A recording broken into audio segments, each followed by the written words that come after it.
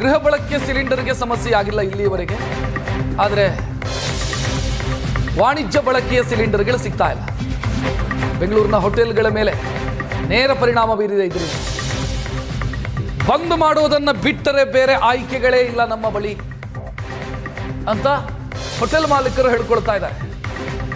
45,000 ಹೋಟೆಲ್ಗಳಿದ್ದಾವೆ.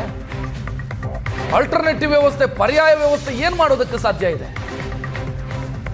ಮತ್ತೆ ಹಿಂದಕ್ಕೆ ಹೋಗೋದಕ್ಕಂತೂ ಸಾಧ್ಯ ಇಲ್ಲ. LPG ಬಿಟ್ಟು ಪ್ರತ್ಯೇಕ ವ್ಯವಸ್ಥೆ, ಪರ್ಯಾಯ ವ್ಯವಸ್ಥೆ ಏನು? ಸೌದೆ ಒಲೆನಾ?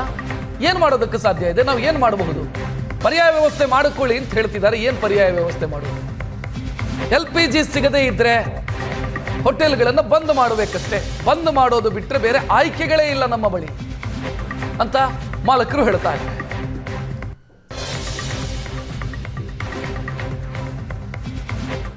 ಅರವತ್ತರಿಂದ 70 ದಿನ ನಮಗೆ ಅಗತ್ಯವಿರುವಷ್ಟು ಎಲ್ಲ ಫ್ಯೂಯಲು, ಗ್ಯಾಸು ಸ್ಟಾಕ್ ಇದೆ ಅಂತ ಕೇಂದ್ರ ಸರ್ಕಾರದ ಟ್ವೀಟ್ನಲ್ಲಿ ನೋಡಿ ನಮಗೆ ಸಂತೋಷವಾಯಿತು. ಆದರೆ ಬೆಲೆಯನ್ನು ಏರಿಸಿದರು ಒಂದು ವಾರದ ಹಿಂದೆ, ಅದು ಓಕೆ. ಈಗ ಒಂದು ವಾರದಲ್ಲಿ ನಮಗೆ ಸಂಪೂರ್ಣ ಗ್ಯಾಸ್ ನಿಲ್ಲಿಸುತ್ತೇವೆ ಅಂದರೆ ಎಸೆನ್ಷಿಯಲ್ ಸರ್ವಿಸ್ ಬಗ್ಗೆ ಒಂದು ಚೂರು ಗಮನವಿಲ್ವಾ ಅಂತ ನಮ್ಮ ಪ್ರಶ್ನೆ. ಇದರಿಂದ ಎಷ್ಟು ಜನ ಅವಲಂಬಿತರಾಗಿದ್ದಾರೆ? ಲಕ್ಷಾಂತರ ಜನ ಬ್ಯಾಚುಲರ್ಸ್ ಇದ್ದಾರೆ, ಸಾವಿರಾರು ಜನ ಹಿರಿಯ ನಾಗರಿಕರಿದ್ದಾರೆ, ಹಾಸ್ಪಿಟಲ್ನಲ್ಲಿದ್ದಾರೆ. ಅದು ಒಂದೊಂದು ಹೋಟೆಲ್ ಅವಲಂಬಿತವಾಗಿದೆ. ಹೋಟೆಲ್ ಸಣ್ಣ ಹಾಗೂ ಮಧ್ಯಮ ಹೋಟೆಲಲ್ಲಿ ಹೆಚ್ಚು ಸ್ಟಾಕ್ ಮಾಡಲಿಕ್ಕೆ ಸಾಧ್ಯವಿಲ್ಲ. ಅದಕ್ಕೆ ಒಂದು ಕಾನೂನು ಇದೆ. ಎಷ್ಟು ಸಿಲಿಂಡರ್ ಮ್ಯಾಕ್ಸಿಮಮ್ ಇಟ್ಕೊಳ್ಬೋದು ಅಷ್ಟು ಮಾತ್ರ ಇಟ್ಕೊಳ್ಳಿಕ್ಕೆ ಆಗ್ತದೆ.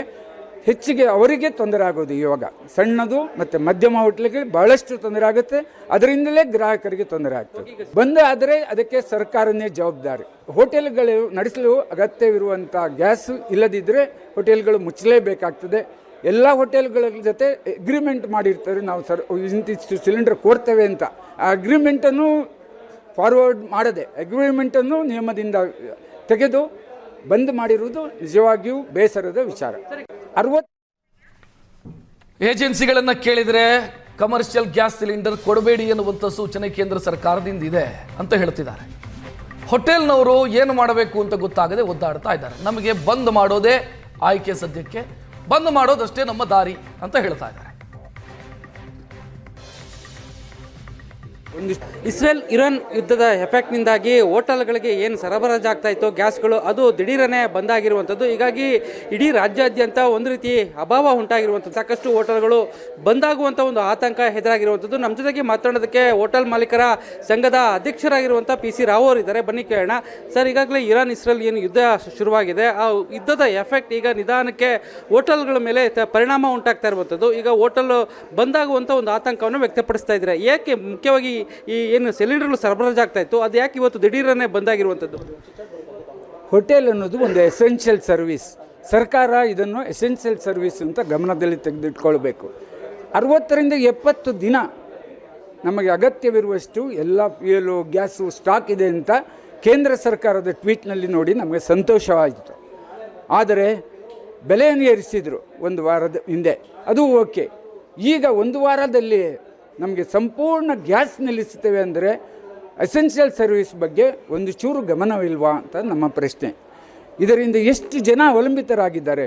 ಲಕ್ಷಾಂತರ ಜನ ಬ್ಯಾಚುಲರ್ಸ್ ಇದ್ದಾರೆ. ಯಾವುದೇ ಸರ್ಕಾರ ಉಸಿರಾಡಲಿಕ್ಕೆ